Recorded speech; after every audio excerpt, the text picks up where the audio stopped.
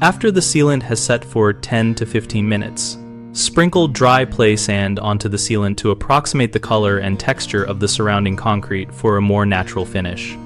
Start by selecting dry play sand that closely matches the surrounding concrete in color and grain size.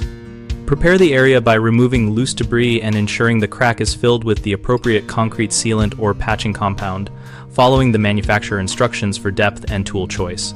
Wait until the sealant has begun to skin over but is still tacky, typically 10 to 15 minutes depending on temperature and product. Then lightly dust the sand over the seam so particles adhere and break the uniform sheen.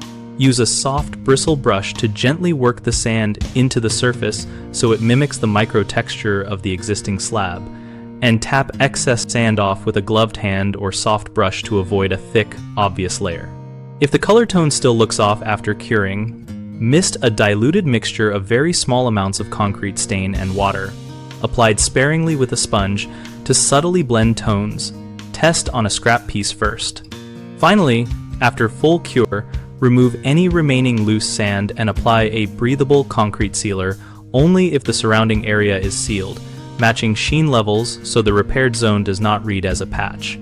Common mistakes include using damp or fine masonry sand that clumps and fails to match texture, which you fix by choosing dry play sand and sieving if necessary, so grains distribute evenly. Another issue is applying sand too early or too late so it does not adhere, which you avoid by timing the application for when the sealant is tacky, not wet or fully cured. People also overapply sand or press it in heavily, creating a raised ridge, so lightly dust, work with a soft brush, and remove excess so the repair sits flush with the slab. BigHomeProjects.com connects homeowners with local contractors and provides a place for contractors to find work related to concrete and other projects.